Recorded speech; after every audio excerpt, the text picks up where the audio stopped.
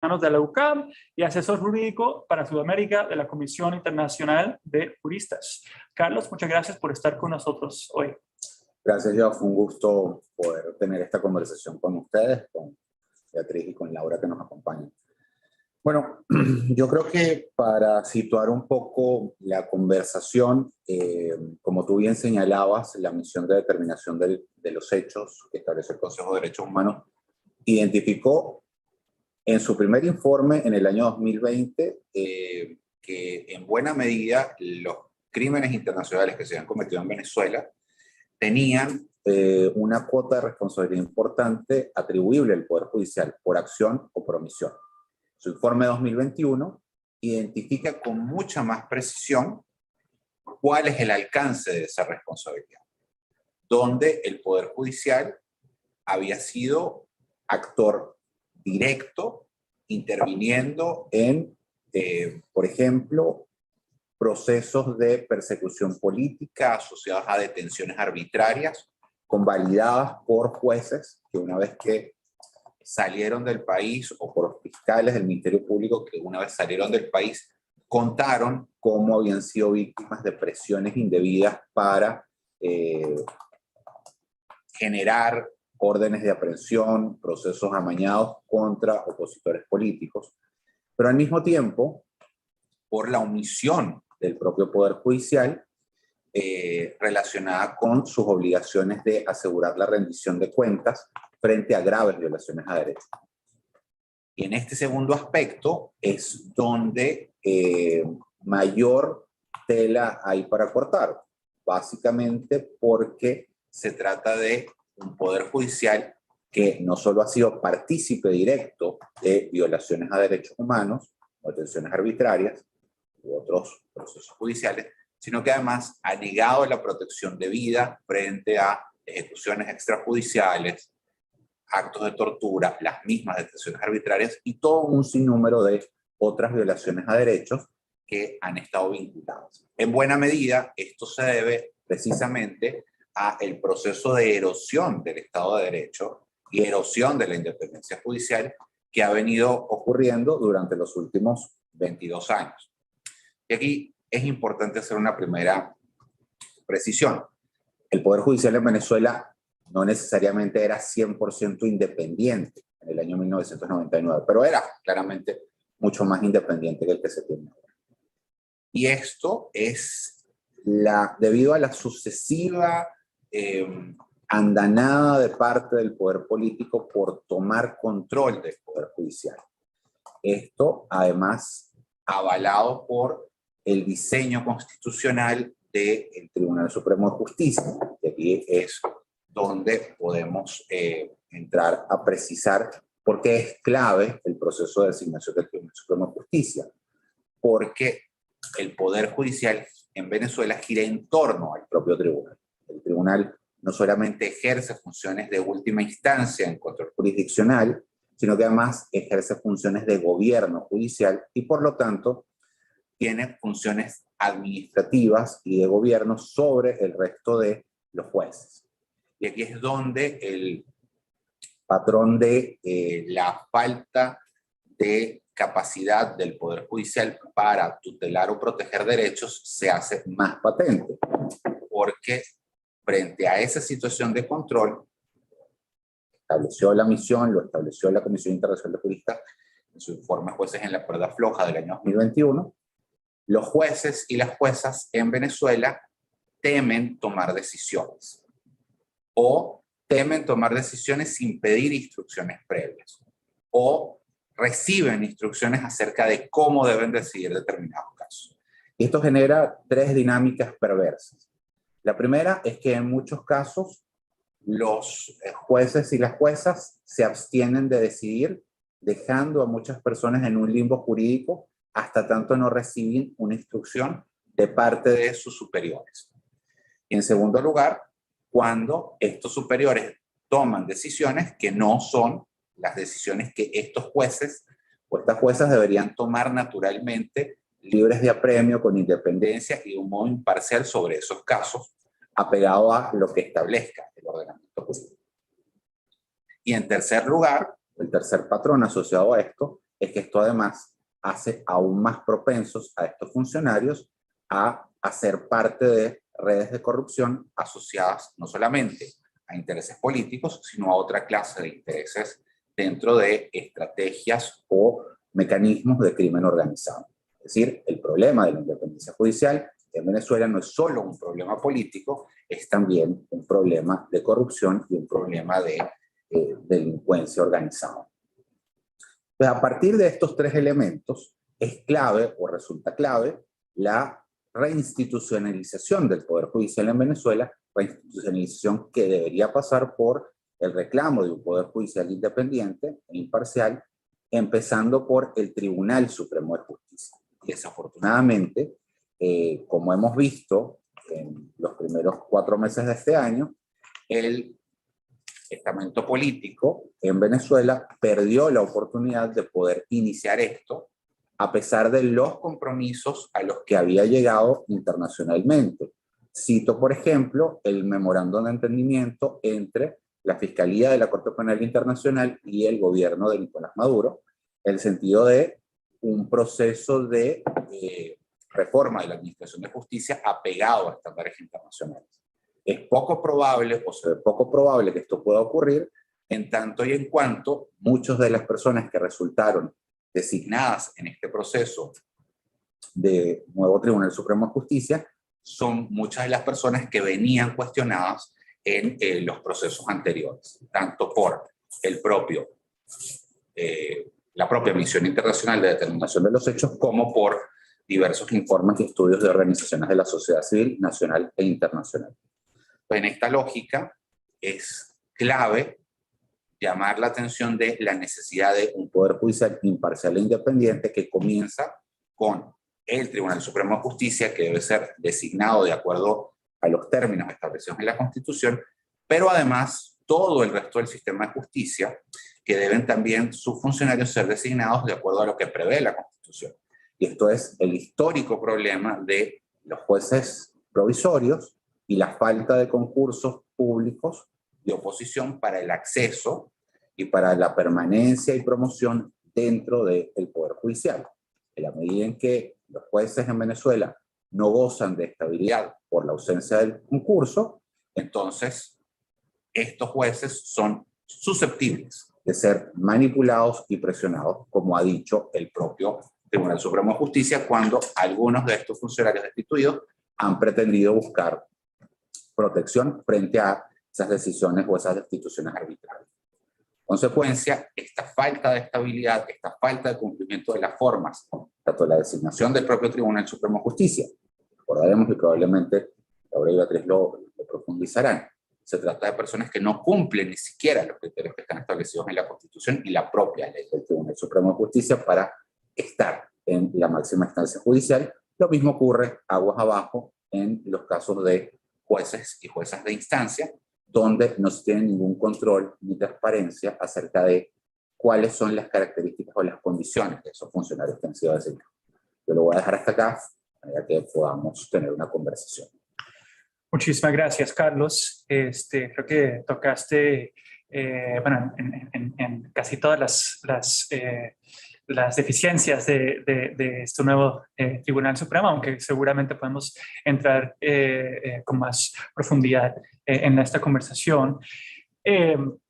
Ahora quiero darle la palabra a Laura Louza, ya es la fundadora y codirectora de Acceso a la Justicia, una organización de derechos humanos líder en Venezuela. Además de ser fundadora y codirectora de esa asociación civil, ella estudió en el Instituto Ortega y Gasset de la Universidad Complutense de Madrid y cuenta con un magíster en Derecho, Economía y Políticas Públicas. Como autora, ha escrito varias publicaciones en revistas nacionales e internacionales y también ha publicado su propio libro, La Revolución Judicial en Venezuela. Laura, muchas gracias por estar con nosotros. Muchas gracias por la invitación. Bueno, vamos a empezar. Lo primero que hay que tener en cuenta cuando se habla del sistema de justicia venezolano es que este ha sido secuestrado por el régimen político que empezó a gobernar desde 1999, conocido como chavista, por el nombre de Hugo Chávez, elegido como presidente del país a finales de 1998. Una de las primeras medidas, en efecto, fue eliminar la estabilidad de todos los jueces en 1999. Desde ese momento y hasta 2003, solo el 20% llegó a ser titular mediante concursos de oposición públicos, que fueron suspendidos a finales de ese año. Y aunque se hicieron más adelante concursos de credenciales para darles a los jueces de todas formas la titularidad, en la actualidad menos del 20% de los jueces son titulares. Esto significa que los jueces pueden ser removidos en cualquier momento y sin procedimiento, y además esa inestabilidad los ha hecho susceptibles de enormes presiones para la toma de determinadas decisiones favorables al poder político imperante. El ejemplo más emblemático de esto es el de la jueza Fiuni, quien fue detenida en 2009 por tomar una decisión contraria a la voluntad política y todavía hoy en día está sujeta a un procedimiento judicial sin sentido, aunque está libre de cárcel. La otra medida del chavismo desde su llegada al poder fue secuestrar al Tribunal Supremo de Justicia, en especial su sala constitucional. En este sentido, el procedimiento de designación de magistrados del Tribunal Supremo nunca ha sido acorde a la Constitución. Es decir, tenemos 20 años o más de 20 años con jueces y magistrados nombrados fuera del criterio constitucional y sin procedimiento legal correspondiente. El secuestro se ha verificado desde la Asamblea Nacional o Parlamento, donde el partido de gobierno ha tenido prácticamente en estos 22 años mayoría, salvo en un periodo muy corto, y ha controlado el procedimiento de selección de magistrados a pesar de que la Constitución no lo establece así. Por ello, el Tribunal Supremo se ha encargado, y en especial su sala constitucional, de validar todo lo que se haga desde el poder político, lo que ha llevado a que progresivamente se ha eliminado el control judicial y el Estado de Derecho en Venezuela. El poder político actúa como quiere y nadie lo controla, lo que a su vez ha llevado a una ausencia absoluta de institucionalidad. El rol del Poder Judicial se ha distorsionado a tal punto que de ser quien debe garantizar la aplicación efectiva de la Constitución por el poder público, es quien la ha cambiado a la medida de este último, y en vez de proteger los derechos de los ciudadanos, los ha afectado en beneficio del poder. Igualmente, el rol del Ministerio Público se ha distorsionado con el chavismo. Desde que entró en vigencia la Constitución, tampoco la máxima autoridad de este organismo se ha elegido según su normativa. Los fiscales tampoco tienen titularidad. Así este organismo, en vez de investigar a quien comete delitos o incurre en corrupción, persigue a quien critica o disiente del gobierno o es percibido como tal. Esto ha llevado a que el Poder Judicial, al igual que el Ministerio Público, hayan sido tildados por la Misión de Determinación de Hechos de Naciones Unidas como cómplices de los crímenes de lesa humanidad cometidos por los cuerpos de seguridad del Estado, al menos desde 2014, al no haber al respecto hecho nada o haber encubierto los cuerpos de seguridad o incluso haber actuado en conjunción con los mismos.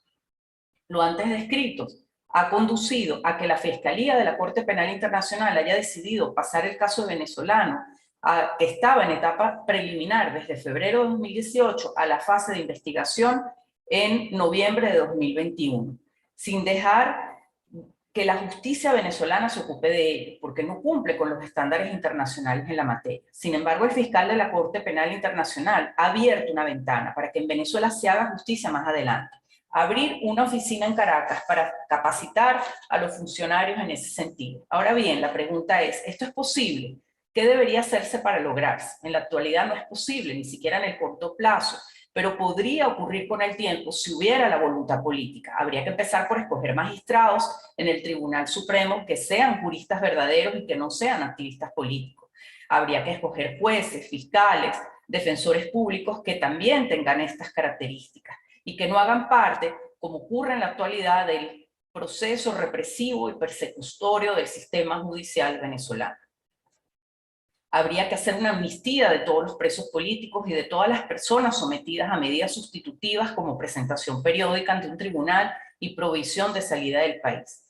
Finalmente, habría que poner en marcha mecanismos de justicia transicional para reparar el daño ocasionado y sancionar a los perpetradores de los crímenes cometidos. No obstante, el problema del poder político venezolano es que esta es parte de dichas violaciones, y allí el gran dilema, cómo enjuiciarse a sí mismo.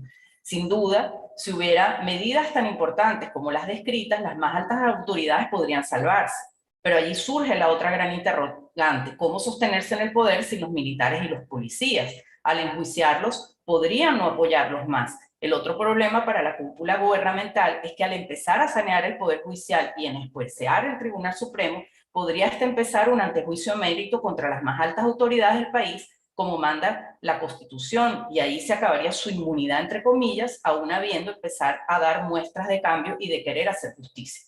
Por ello, el caso venezolano es complejo, pero solo si se logra una administración de justicia acorde a los estándares internacionales, podrá empezar a restitucionarse el país. Y solo el fiscal de la Corte Penal Internacional puede hacer que esto ocurra con la bidireccionalidad ofrecida para el caso venezolano. Muchas gracias.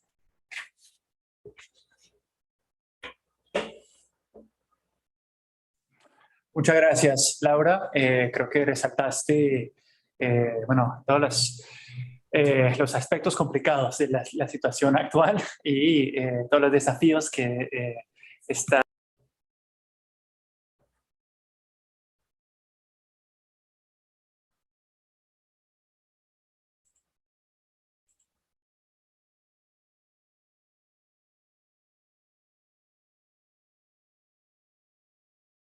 ¿Aló? ¿Me escuchan? Ahora sí, ok. Sí, no, muchas gracias y creo que resaltaste los desafíos de la situación actual. Ahora quiero darle la bienvenida a Beatriz Borges. Ella es abogada, académica y defensora venezolana incansable.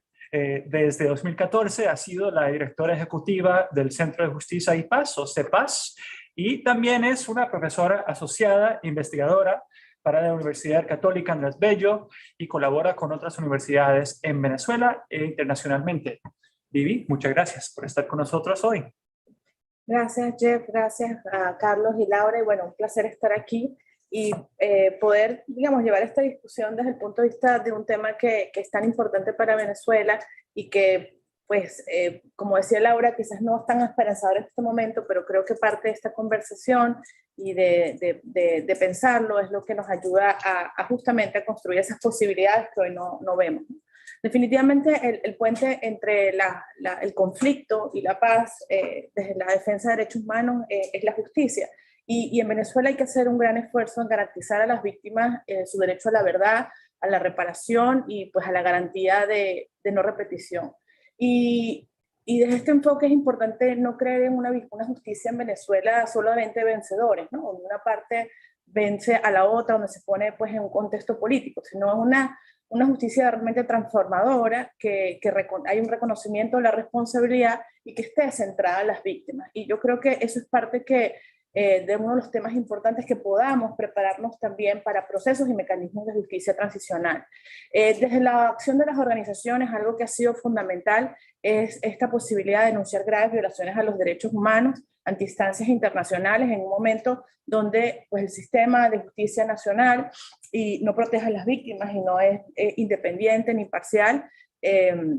Y nos ha tocado durante años presentar información ante estos organismos en el sistema interamericano, en el sistema de Naciones Unidas, pues también el examen preliminar ante la Corte Penal Internacional, justamente con este clamor de justicia para las víctimas de graves violaciones a los derechos humanos. Y pues en esto ha sido fundamental la labor de la sociedad civil, la labor de las víctimas y en esta mirada a largo plazo de justicia. Y pues dos elementos importantes tienen que ver con la misión de determinación de los hechos y lo avanzado en el marco de la investigación por crímenes de lesa humanidad en Venezuela. Y aquí yo creo que me voy a referir a lo importante que han sido estos procedimientos internacionales en el caso de Venezuela. A veces se ve como otro informe más de Naciones Unidas, pero tienen gran relevancia en esta discusión del tema de la justicia en Venezuela. Por ejemplo, en el caso de la misión, hay dos consecuencias fundamentales que tienen que ver cómo la primera pues, ha sido poder tener información los miembros de la misión y su equipo han podido obtener información que es muy de difícil acceso en Venezuela. Primero, nos ha podido entender eso que las organizaciones hemos denunciado durante años, que es los patrones de violación a los derechos humanos, y nos han ayudado con esos informes a comprender estos patrones y cómo, por ejemplo, autoridades específicas como el SEBIN, el DIMENSIN, incluso particulares por el Estado, para reprimir y para silenciar a la disidencia, como por ejemplo los colectivos. Incluso el informe de la misión también nos ha ayudado a observar, a enmarcar casos particulares que ha documentado, y justamente no solamente han revelado la información del patrón, sino ha documentado cómo, describiendo el patrón, cómo en esos casos particulares han aplicado. Otro de los temas que ha sido muy importante en términos de justicia y va a requerir este proceso de investigación es que la persecución usualmente comienza con esta estigmatización a la víctima. Y lo vemos con la sociedad civil, lo vemos con los periodistas, lo vemos con el liderazgo político, y esta estigmatización proviene de los más altos funcionarios y continúa con privación arbitraria de libertad, tortura u otros tratos crueles en centros de detención. Y en este informe nos permitió comprender la secuencia en que se dan estos hechos y cómo se hace de forma reiterada. Otro elemento que es fundamental en términos de justicia, institucionalidad y graves violaciones a los derechos humanos es cómo estos informes, y especialmente en la misión, nos permitió saber información sobre los centros de detención clandestinos. 6 lugares, por ejemplo, se dieron a conocer: San Bernardino, cerca de Crema de Paraíso, en Bellomonte, es decir, estos sitios que son clandestinos, que han servido como centros de tortura, como centros de desaparición, están identificados por la misión de terminación de los hechos. Luego, otro fundamental y que tiene que ver con esta conversación es el patrón de impunidad. Y yo creo que es parte de ese requerimiento que también mencionaba Laura y Carlos, bueno, de lo que hay que hacer. Porque estos informes nos han brindado cómo las autoridades se marcan un patrón de impunidad y cómo el Poder Judicial no establece primero las garantías del debido proceso necesario para proteger a la víctima, sino que además utiliza el proceso para legitimar las acciones de las fuerzas de seguridad. Entonces hay un patrón para esconder, para ocultar, y que hay permanencia de la autoridad, y esto se hace en actos como órdenes de allanamiento, órdenes de detención, hacen caso omiso a las denuncias de tortura, a los tratos crueles, y por supuesto devuelven muchas veces a la víctima o al denunciado víctima de tortura a los centros de detención. Entonces no hay posibilidad para las víctimas de tener justicia o tener protección en los marcos de un procedimiento judicial. Otro de los elementos fundamentales para la justicia que nos hace el llamado a la misión es justamente la importancia de que se envíe un mensaje claro a las autoridades internacionales que existirá determinación de las responsabilidades a nivel internacional. Así que estos hechos no quedarán en el olvido, y que eso también en la actualidad, en el día de hoy, ha contribuido a que se tomen medidas en casos específicos. Por supuesto que esto no es lo suficiente, no es lo que se desearía, pero vemos un efecto en la activación internacional, en los efectos nacionales, porque una de las cosas que observamos es que si bien se siguen cometiendo graves violaciones de derechos humanos, el Estado, el gobierno de Maduro, tiene todavía una presencia activa en los organismos internacionales. Otra de las cosas que sobre todo cuando pensamos en las víctimas de estas violaciones es fundamental es su impacto positivo, ¿no? Como para las víctimas el tener estos espacios de reconocimiento son fundamentales para por lo menos ver su caso ahí reflejado y saber que no van a ser olvidados y van a tener justicia. Yo creo que, bueno, en términos del tema de la justicia, yo creo que lo que ha producido la misión no solamente ha servido para estos casos, sino además también su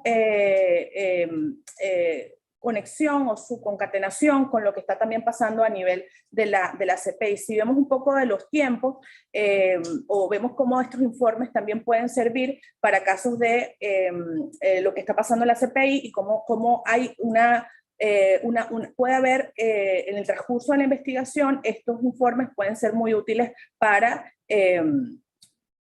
el ejercicio de la complementariedad positiva, y por ejemplo lo vimos en casos como el caso de Myanmar y Darfur, como estos informes que se están dando también pueden complementar lo que está pasando en el tema de la investigación de la CPI. no me queda mucho tiempo, pero yo creo que en este momento, y pensando en los próximos meses que tenemos la renovación de este mecanismo de independiente investigación, vemos su importancia, vemos también la relación con otros mecanismos internacionales como están ocurriendo en Venezuela, y cómo este tema de la justicia tiene que ser un tema presente para los venezolanos en términos de mirar al futuro. Porque, bueno, muchas veces pensamos en que el conflicto de Venezuela requiere, tenemos la discusión de las elecciones, la discusión de la negociación, y la justicia no debe depender lamentablemente de eso, pero también, como decía Laura, uno no ve desde el punto de vista de las posibilidades actuales en Venezuela de que esto se pueda avanzar. Entonces, de allí la importancia de seguir apostando a los organismos internacionales, el impacto que tengan esto en el futuro, en los procesos de verdad, en que existan mecanismos independientes para poder impulsar un proceso de reforma judicial, que no pueden solamente depender o no de una negociación, porque la justicia necesita responder a una necesidad de mayores dimensiones, con mecanismos específicos que se establezcan para eso, por un proceso de reforma también importante, y pues allí todo el trabajo internacional que se adelante, que se está haciendo, es muy útil de cara a tener esta visión a largo plazo de una Venezuela con justicia. Muchas gracias, Vivi, y muchas gracias a todos por esas ponencias. Yo siento que es un poco difícil decir todo en 8 minutos, pero de alguna forma u otra ustedes lo lograron. Yo tengo un par de preguntas para ustedes antes de pasar a tomar preguntas de los que están participando virtualmente. La primera es para ti, Laura. Mencionaste el hecho de que en Venezuela el sistema de justicia no solo ha servido, no solo carece de independencia, sino ha servido como una herramienta de represión, como ha documentado la misión de determinación de los hechos. Muchos de los que estamos siguiendo la situación en Venezuela vimos la demanda reciente del gobernador del estado de Carabobo, Rafael Lacaba, contra 2 destacados defensores de derechos humanos, Marino Alvarado de Provea y el padre Alfredo Infante del Centro Comilla. Esto fue luego de que presentaron un informe solicitando que el Ministerio Público investigara al funcionario por las ejecuciones extrajudiciales ocurridas en ese estado. Muchos lo vimos con mucha preocupación. Quiero preguntarte, ¿qué nos dice esto sobre el uso del sistema judicial en Venezuela para perseguir y silenciar voces disidentes hoy en día en el país? Sí, efectivamente es muy preocupante porque, tanto como dijo Carlos, como dijo Vivi, yo también, esperábamos que hubiera un cambio en los patrones de lo que es el sistema de justicia venezolano a la luz de la visita del fiscal Khan de la Corte Penal Internacional y esta oferta tan generosa de prestar asistencia técnica al sistema de justicia para poder justamente hacer justicia sobre las violaciones de derechos humanos y crímenes de lesa humanidad que se han cometido en el país, y sin embargo estamos viendo un retroceso. Y quizás incluso es como que el régimen se quiere proteger de que haya una apertura en algún momento y muchas de las personas que están en el poder pues salgan mal. Entonces esta persecución, que no es algo nuevo en cuanto al patrón, es algo que ha ocurrido, empezó hace muchos años, ya en la época de Chávez, con los medios de comunicación. Los directores de los medios fueron demandados de esta manera. Es un delito en Venezuela. La difamación es algo que ha desaparecido en el mundo moderno porque justamente es una herramienta que es mal usada o puede ser mal usada y justamente afecta la libertad de expresión. Además, en este caso obviamente no hay ninguna difamación cuando simplemente se denuncia que se han cometido crímenes de lesa humanidad por parte de órganos de seguridad del Estado, que es lo que hicieron Provea y el Centro Gumilla.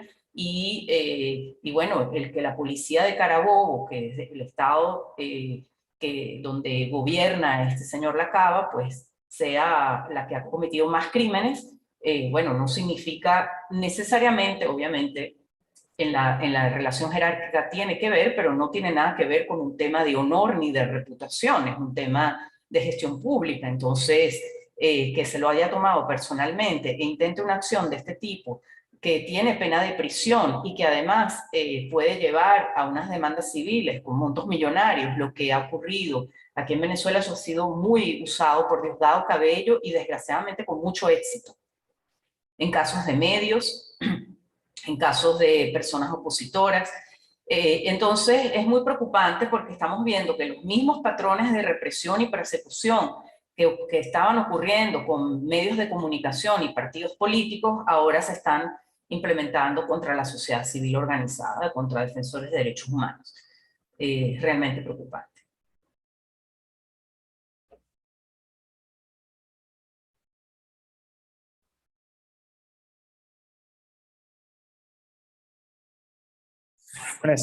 Lo estamos viendo con esta mal llamada ley de cooperación internacional, como el Estado sigue persiguiendo a la sociedad civil y intentando cerrar espacios cívicos en el país. Muy preocupante.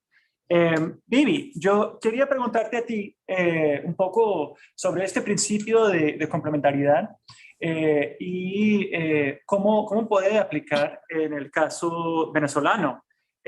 Vimos este anuncio del fiscal de la CPI que iba a abrir una oficina en Venezuela, haciendo un énfasis en la provisión de asistencia técnica.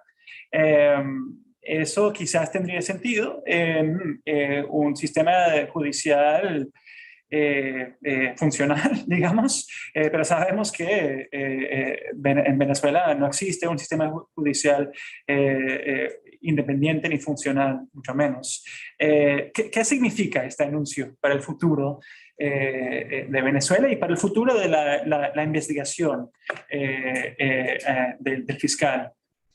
Sí, bueno, hemos hecho este análisis y bueno, creemos que el tener una oficina en el terreno es algo positivo. La verdad es que todavía no hay información sobre la naturaleza de lo que va a hacer la oficina, si va a llevar más actividades de naturaleza técnica o si va a tener realmente la posibilidad de hacer actividades de investigación, de conversaciones recientes con la Corte. Parte de lo que entendemos que está pasando es que ellos están diseñando esta naturaleza, esta oficina para ver su naturaleza, para saber quiénes la van a formar, pero pues aún todavía no se ha instalado como tal.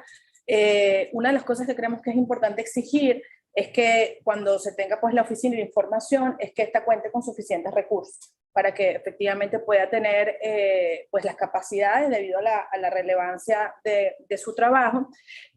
Pero bueno, en esto que veíamos hablando de que hay otros mecanismos activos, yo creo que es muy importante entender que esto que está ocurriendo con la CPI no sustituye o no reemplaza el trabajo que también viene haciendo la misión, y ahí la importancia de su renovación, la importancia que podamos tenerlo, porque además todo lo contrario, rescata la relevancia de este trabajo de investigación, de justicia ante la Comisión de Graves Violaciones a los Derechos Humanos. Y bueno, otro tema importante con la oficina es que puede haber un proceso de sensibilización y trabajo con las víctimas, porque pues no se entiende muchas veces, o para las víctimas es como lejano entender estos procedimientos internacionales y más pues de la complejidad que tiene un procedimiento como el de la CPI. Entonces, una de las cosas que pensamos en las organizaciones es que haya esta labor de sensibilización, de acercamiento a las víctimas para que no se generen sobreexpectativas y no se caigan pues en errores en términos de lo que va a ser este proceso, y pues también las organizaciones estamos en este proceso. Entonces creo que esos son temas importantes que hay que seguir trabajando.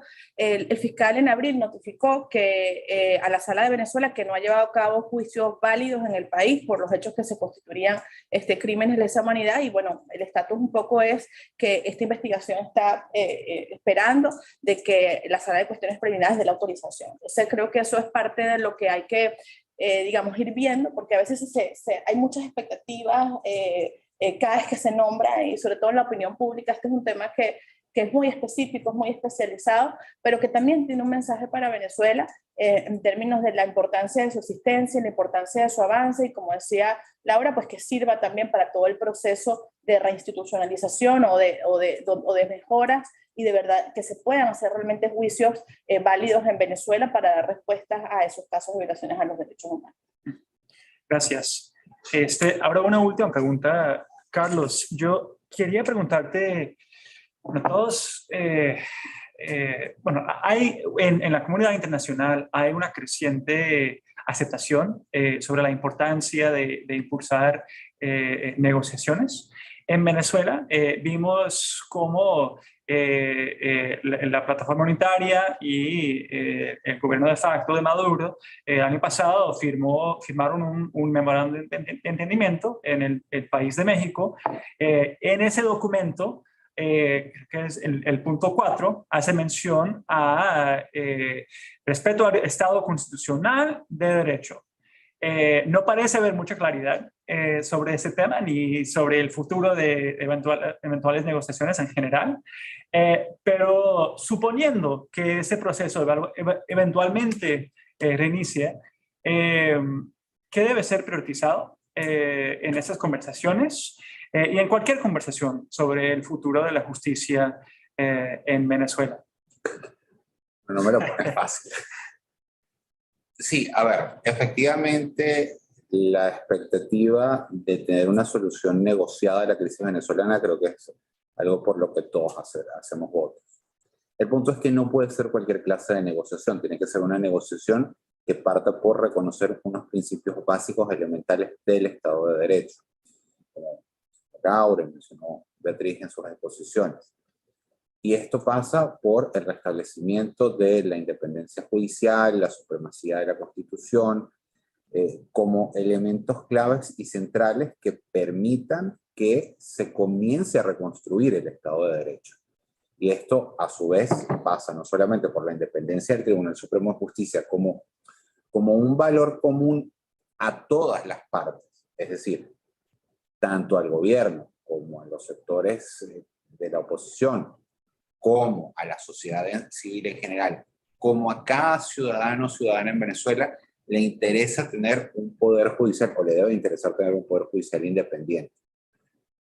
Que es el valor central a partir del cual se puede comenzar a reconstruir el Estado de Derecho. Y esto pasa por una serie de reformas legislativas, pero también una serie de compromisos políticos por respetar esto. Es decir, en muchos casos los procedimientos están dibujados en las leyes, pero como mencionó Laura en su exposición, es decir, el proceso de designación de jueces está previsto por concursos de oposición públicos en la Constitución. El proceso de designación del tribunal y de la fiscalía están previstos en la Constitución y en las leyes, pero no se cumplen.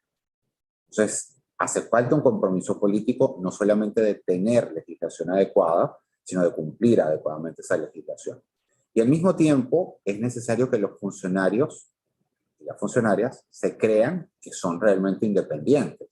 Es decir, tiene que haber no solamente independencia de iure, o independencia de derecho en las leyes y la Constitución, sino independencia de facto, que permita que todas estas situaciones que fueron mencionadas por Beatriz y por Laura en sus exposiciones puedan efectivamente ser controladas. Es decir, que los jueces, por ejemplo, en el caso que mencionaba Laura, puedan tomar una decisión imparcial e independiente en un caso que a todas luces parece una forma de retaliación política contra defensores de derechos humanos, que puedan, o que cuando ordenen libertades o que cuando ordenen habeas corpus contra los servicios de seguridad o los servicios de inteligencia del Estado en centros de reclusión clandestina, estas decisiones sean efectivamente ejecutadas y que además, cuando se reclame responsabilidad respecto de estos funcionarios, esos jueces tengan la capacidad de hacer cumplir sus decisiones. Entonces, estos son elementos centrales para esto. Yo creo que el conjunto de recomendaciones del informe de la misión de determinación de los hechos, tanto el informe 2020 como el 2021, así como los informes de la Comisión Interamericana de Derechos Humanos, las sentencias de la Corte Interamericana de Derechos Humanos en casos como Apis Barbera, Reverón Trujillo, Chocrón, que hablan específicamente de las debilidades del Poder Judicial, son una carta de navegación donde se describen claramente las medidas que se deben tomar para comenzar esa reconstrucción del Poder Judicial en Venezuela y, por supuesto, las recomendaciones que organizaciones como CEPAS, Acceso a la Justicia, la propia Comisión Internacional de Juristas, hemos hecho desde nuestra posición como organizaciones no gubernamentales, dan pistas para que los actores políticos puedan tener acuerdos inteligentes a partir de esos mínimos no negociables, entre los cuales está la democracia, el Estado de Derecho y la independencia judicial como un elemento clave y transversal. Muchas gracias. O sea, un camino difícil, pero necesario. Tenemos varias preguntas de los que nos están asistiendo de este Zoom. Esta primera viene de Carolina Jiménez, la presidenta de Bola, mi jefa, que nos pregunta, se ha anunciado que próximamente se renovaría el llamado poder ciudadano en el país, ¿no? Tanto la Fiscalía como la Defensoría del Pueblo son actores claves en el sistema de justicia. ¿Cómo ven el escenario para este proceso de nombramiento de estos cargos tan importantes? Eso es para todos los panelistas, no sé si... No, me gustaría escuchar a los compañeros y respondo al final. Ah, bueno. Laura. Laura. Bueno, sí, lo primero que hay que decir es que hay una reforma que se hizo donde, bueno, se estableció básicamente que el Comité de Postulaciones Judiciales va a ser el mismo comité que va a seleccionar a estas personas del poder ciudadano, ¿no? Eso, pues, nos sorprende, no es constitucional precisamente. Y además que ya hemos dicho que el Comité de Postulaciones Judiciales en sí mismo no debe, ni ningún comité de estos de selección de estas autoridades debe estar conformado por diputados, y en cambio lo está. De hecho, debe estar conformado por personas de la sociedad civil y de la sociedad civil independiente, cosa que no ocurre. Entonces ya por ahí nos preocupa mucho el proceso porque vemos que ya está cooptado de entrada por la Asamblea Nacional. Sería una gran oportunidad si, por ejemplo, el fiscal se renovara justamente a la luz del tema de la Corte Penal Internacional. Creo que el país, el gobierno venezolano tiene una gran oportunidad en ese sentido, pero por lo menos por ahora, salvo un milagro que puede ocurrir, aquí ocurren también milagros, quizás entiendan que eso es fundamental y ocurra algo que haga entender eso y haya un proceso como debe ser para el nombramiento de un fiscal que sea realmente alguien independiente y que sea un jurista de verdad. Entonces, bueno, habrá que ver. Y bueno, el defensor del pueblo es una figura que siempre ha sido básicamente muy dependiente del poder, silente, inclusive casi que no existe. Nadie sabe su nombre de alguna manera y no vemos fácil tampoco ese cambio, pero ese sería otro cambio y quizás un cambio menos peligroso para el poder político, el régimen, ¿no? Sería muy interesante que eso ocurriera porque por lo menos así habría donde denunciar en el país las violaciones de derechos humanos que existen. Y bueno, ni hablar del contralor, que sería el que revisa las cuentas, el que revisa la gestión del Estado. Eso lo veo más difícil todavía porque el régimen venezolano en realidad básicamente se basa en la corrupción, o sea, ese es el verdadero talón de Aquiles y es lo que está detrás de todo en realidad, más que el poder en sí mismo. O sea, desgraciadamente es una mala mezcla, pero ha sido la corrupción donde nos llevó aquí y justamente esa falta de institucionalidad. Pero bueno, hay que ser optimistas y ojalá eso cambie y justamente este tipo de eventos hace que lo digamos y que se escuche y que ojalá podamos tener la presión también de los organismos internacionales y de los actores internacionales en el gobierno venezolano para que eso ocurra. Gracias.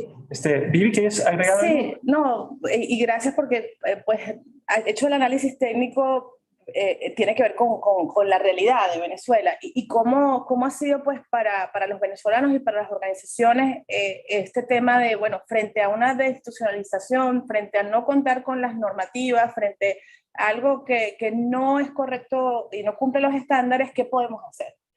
Porque digamos, la opción o lo que ha pasado y digamos, este encamiento que está el país es, bueno, no podemos hacer nada y se perpetúan esas, digamos, instituciones no independientes, personas que no tienen los conocimientos ni la capacidad y pues no vemos ninguna mejora.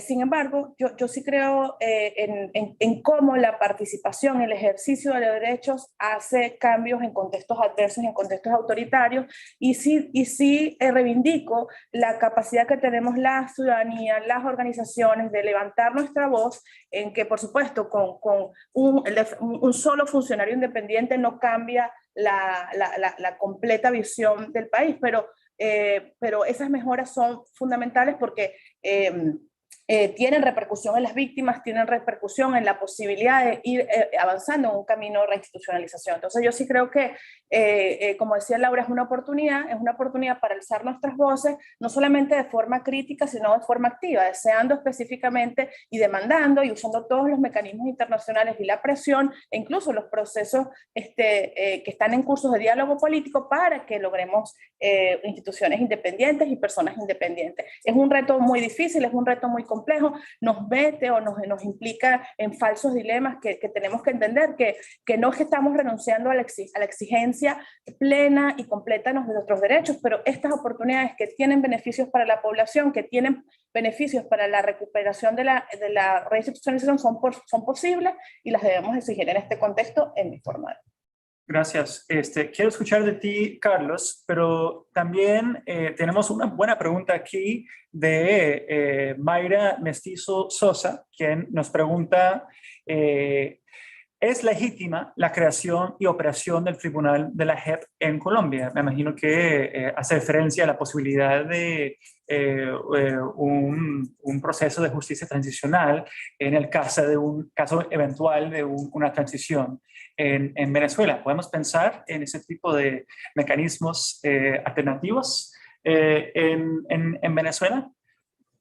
Bueno, yo creo que parte de la crisis venezolana demanda estrategias de justicia transicional para poder superar la crisis. Y eso indudablemente pasa por esos acuerdos políticos que mencionábamos antes. El modelo de solución es un modelo como el de la JEP, con algunas penas atenuadas, pero con penas al final del día, con un proceso de selección de tribunales especializados, con algún grado de monitoreo internacional, que no necesariamente tribunales completamente internacionales. Creo que son precisamente los espacios de la discusión política.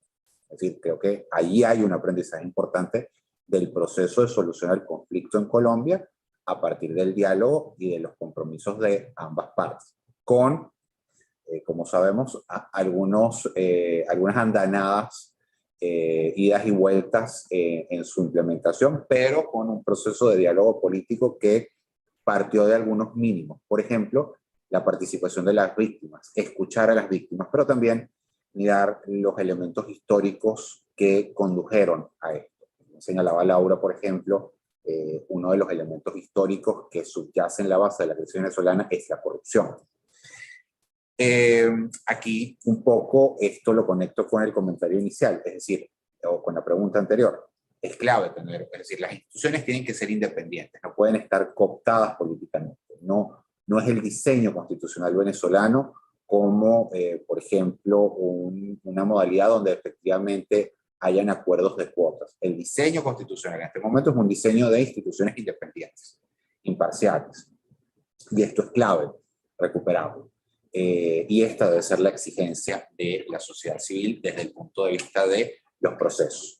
En un escenario de justicia transicional, o en cualquier escenario de justicia transicional, una defensoría del pueblo que pueda señalar las debilidades y las deficiencias de servicios públicos, incluido el servicio público de justicia, pero también los servicios públicos en Venezuela, que es un país donde no hay electricidad, no hay servicio de agua potable, entre otros, es importante y es clave. Así como también es clave y fundamental un ministerio público imparcial e independiente que pueda liderar y ejercer las acciones de investigación penal y de otra índole frente a las graves violaciones a derechos humanos que han ocurrido, que debe ser parte de ese compromiso suscrito con la Fiscalía de la Corte Penal Internacional. Y en este sentido, también la Contraloría, porque como bien señalaba Laura, efectivamente esto pasa por la corrupción. Entonces es necesaria una Contraloría que actúe como una herramienta de transparencia y rendición de cuentas a la ciudadanía, y no como ha venido ocurriendo como un instrumento que, por ejemplo, se utiliza para inhabilitar políticamente a candidatos que pueden ser eventualmente contendores en procesos políticos, como una estrategia subverticia de alterar las reglas de la democracia. Gracias. Laura, quiero escuchar tus pensamientos sobre esto. Y además tenemos una pregunta aquí de Javier Gordon, quien nos pregunta sobre este proyecto de ley, o el borrador de un proyecto de ley de, entre comillas, cooperación internacional, que es una clara amenaza al espacio cívico.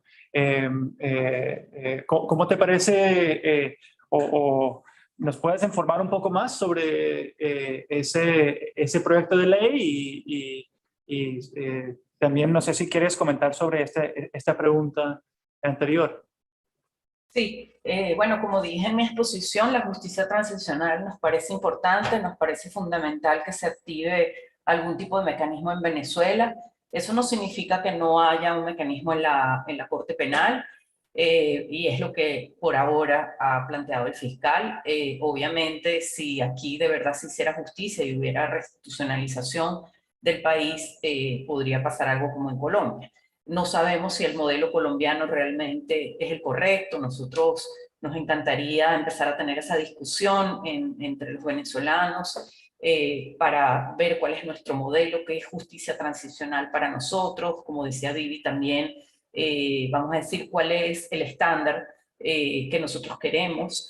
Y eso es algo que tenemos que empezar a analizar y a discutir, ¿no? Y sería muy interesante pensar en eso, pensar quizás en otro evento con ustedes sobre ese tema, porque es fundamental con expertos en la materia y colombianos o internacionales que se han dedicado a eso. En cuanto a la otra pregunta, que es la ley de cooperación, es una gran amenaza, ya está, parece que pronto entra en primera discusión en la Asamblea, eso ha sido anunciado, estaba por ahora en una comisión especial para eso. Realmente no sabemos qué va a ocurrir porque quizás se aplica en algunos casos emblemáticos, quizás se aplica a todas las ONG, como pasó en Nicaragua. Lo de casos emblemáticos no es que nos haga feliz, porque no es que unos se salvan y otros no, entre comillas. Básicamente lo que plantea esa ley es que crea un fondo estatal de cooperación, donde supuestamente todos los fondos de cooperación van a ir allí y el Estado va a repartir esos fondos. Hemos hablado a veces con algunas personas un poco más cercanas al oficialismo, nos dicen, no, pero no es un fondo del Estado, podría ser un fondo administrado quizás por una organización internacional o por Naciones Unidas, no lo sé, pero como sea, esa no es la manera en que se trabaja. Y si el Estado venezolano es tan poco institucional y además tan corrupto, y eso está comprobado, pues cómo le van a entregar fondos si justamente eso es lo que no está ocurriendo, y por eso es la situación país que se le da a las ONG en vez que o a las organizaciones humanitarias o lo que sea, justamente porque el Estado no ha sabido administrar ni siquiera sus propios fondos, y por eso es que estamos en la situación de crisis humanitaria que tenemos. Entonces es un contrasentido. Yo no creo que sea una ley que se pueda aplicar tal como el Estado la está pensando, pero sin duda permite incluso ilegalizar ONG por asuntos tan arbitrarios como que me parece que directa o indirectamente a algo que hizo alguna organización, algún defensor de derechos humanos, llegó a unas sanciones contra el gobierno o contra Venezuela o contra algún funcionario. Bueno, me parece que entonces allí puede pasar cualquier cosa. Es una ley muy mal hecha, muy vaga, muy dispersa, pero sí dice las cosas que debe decir. Bueno, nosotros hemos hecho un comunicado, las ONG, tenemos un análisis jurídico en la página de acceso, lo pueden ver en el ítem persecución judicial en la zona de análisis. Allí pueden ver ese reporte y pueden ver bien de qué se trata y ver que la ley realmente es un sinsentido, ¿no? Pero bueno, habrá que ver qué pasa, ojalá se pueda frenar y lograr que justamente no ocurra. Ya aquí estamos sometidos a bastantes controles para tener una situación de esa naturaleza. Gracias, Laura. Y solo para aclarar, ese proyecto de ley está siendo debatido por ahora en el comité, ¿no? O sea, hasta ahora no se sabe cuándo lo van a presentar a la plenaria, o sabemos un poco más sobre el estado actual de de dónde queda en el proceso?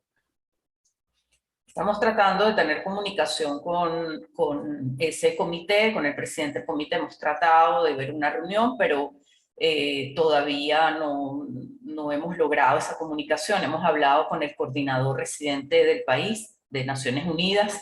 Ellos también están conversando, hemos explicado nuestras preocupaciones, les hemos mandado los documentos, pero por ahora, la verdad es que aquí el poder trabaja de manera oculta. El proyecto ni siquiera se conocía. O sea, es un proyecto viejo en realidad, donde se hicieron algunos cambios recientemente, pero ni siquiera llegó oficialmente, y los proyectos de ley todos se discuten, vamos a decir, aparecen desde el punto de vista de que se anuncia que hay una sesión de la Asamblea Nacional tal día, donde se va a discutir tal cosa. Eso es lo único que nos enteramos los venezolanos, pero no sabemos ni siquiera en qué consiste. No se consultan, no nos hablan, no nos preguntan, no nos dejan intervenir, ni participar. Esa es la realidad venezolana, ¿no? Entonces el poder va por su lado y el resto del país va por el otro, y así funciona, vamos a decir.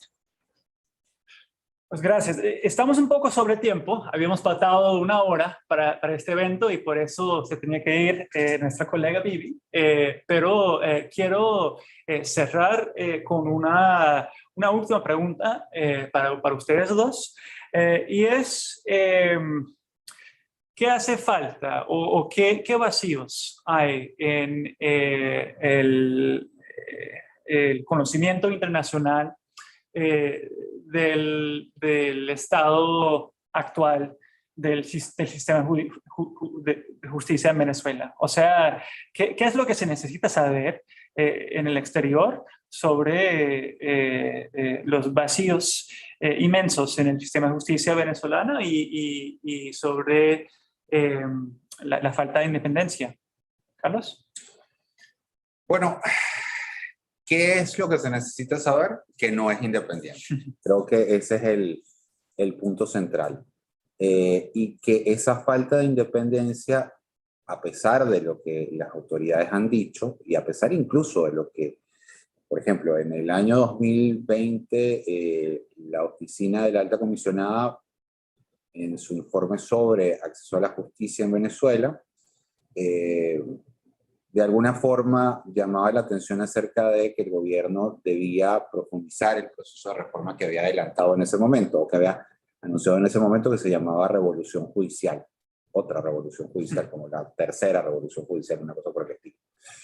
Y ese proceso, cuando se miró críticamente, presentaba una serie de fallas. Básicamente era un proceso donde diputados y funcionarios del Poder Ejecutivo iban y atropellaban competencias del Poder Judicial. Entonces, yo creo que el punto crítico es, no hay independencia judicial, y las cosas que se han hecho, las iniciativas que se han tomado respecto a este tema, o bajo el rótulo reforma del Poder Judicial, todo lo que han hecho es todo lo contrario, es profundizar esa falta de independencia, esa politización. El último evento, la nueva ley del Tribunal Supremo de Justicia, dictada este año, y el nuevo Tribunal Supremo de Justicia, que además trae el anuncio, la amenaza de que vendrán otras medidas u otras reformas. Incluso la designación de una persona que viene de ser diputada del partido del gobierno, integrante de la Asamblea Nacional Constituyente y constitucional del año 2017, como inspectora general de tribunales, es decir, la persona que tiene a su cargo la investigación disciplinaria de los funcionarios del Poder Judicial. Entonces eso manda un terrible mensaje desde el punto de vista interno. Cuanto no hay independencia, y no hay independencia porque se sigue profundizando en la politización. Y por otro lado, lo que tiene que ver con las mismas condiciones de los funcionarios. No se trata solo de declarar la independencia judicial, no se trata solo de que las autoridades se crean efectivamente que son independientes, sino que además garanticen que haya condiciones para el ejercicio de esa independencia. Condiciones técnicas, prácticas, académicas y credenciales en las personas que van a ejercer esa función, y esto requiere el cumplimiento de los procedimientos de nombramiento adecuados, concursos públicos de oposición, que se sepa quiénes son esos jueces o esas juezas que son designados, qué credenciales tienen, qué situaciones de conflicto de interés pueden tener, qué conocimientos específicos tienen.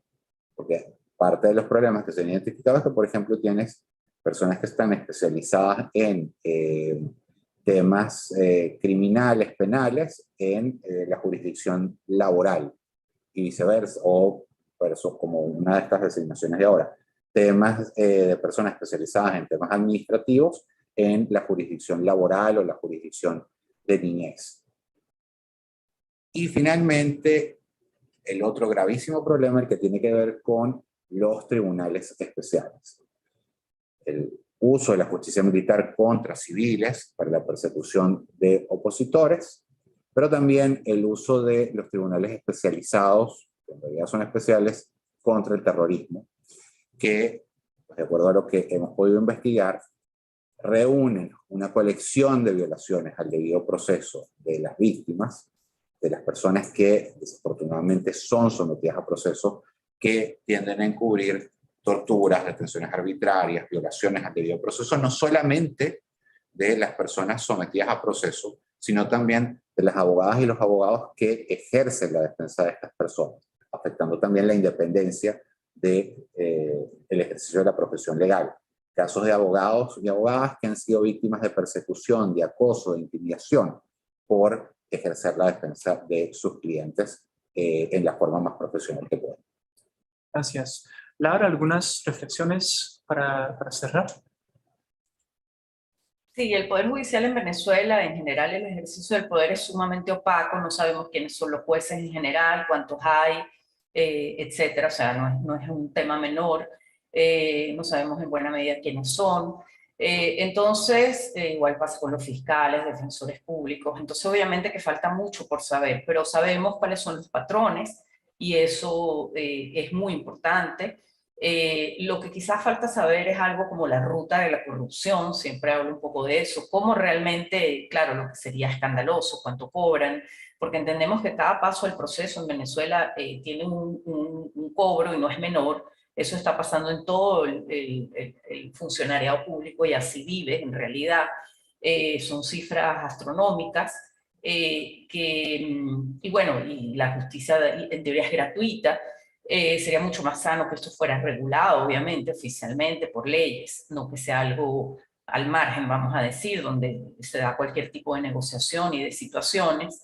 Y esa es la realidad en el país a nivel de registros, de notarías, y bueno, simplemente hay una arbitrariedad, un descontrol del poder, de los funcionarios, no hay supervisión. Entonces eso lleva a que es un país que, bueno, que por eso se habla de una ruptura de la institucionalidad, donde hay una anarquía importante y al mismo tiempo un gran desorden, y no es solo un tema de Estado de Derecho, es que es un Estado de Derecho totalmente, ¿no? Pero desgraciadamente a veces hay que hacer trámites en la administración pública, alguna persona se quiere divorciar ante un tribunal y bueno, y le toca tener relación con el Estado, que es lo que es, ¿no?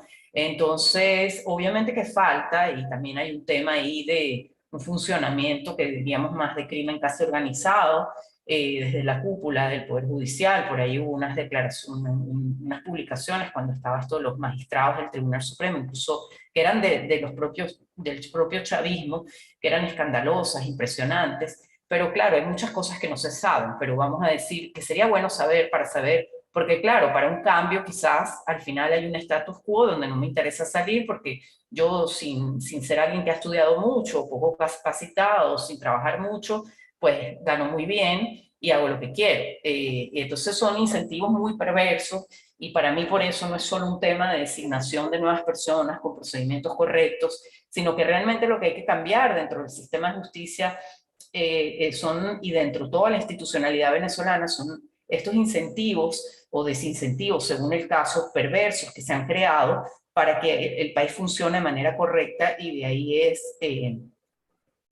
pero empezar, aunque sea con un paso, efectivamente puede empezar a cambiar algo y por eso el poder político es tan renuente a hacerlo, ¿no? Pero a la larga lo va a tener que hacer porque muchas de las empresas en Venezuela son del propio poder político o de personas que vienen de ahí y al final van a querer, como toda empresa, Estado de Derecho, seguridad, claridad y lo van a necesitar y no hay camino, pues no hay otro camino sino ese, no lo hay. Lo que pasa es que, claro, se entiende que no sea fácil porque tienen muchos miedos de ir presos o de verse con la justicia y eso no es un camino fácil.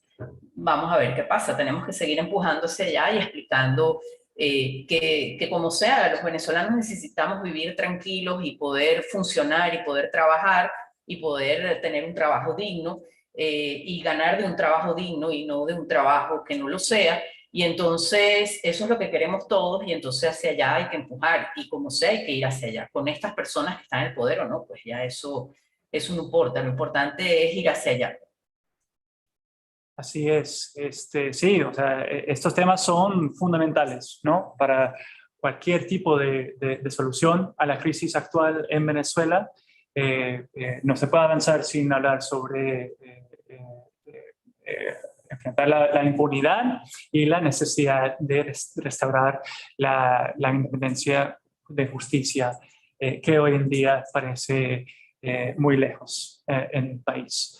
Quiero primero invitar a todos los que nos están viendo por Zoom a seguir el trabajo de estos defensores venezolanos, a seguir el trabajo de sus organizaciones en las redes. Y también quiero quiero agradecer a mi colega Kristen Martínez, que ha estado participando silenciosamente. Sin ella esto hubiera sido totalmente imposible. Muchas gracias por participar en esta conversación. Ojalá que veamos avances en estos temas en los días, semanas y meses que vienen. Muchas gracias.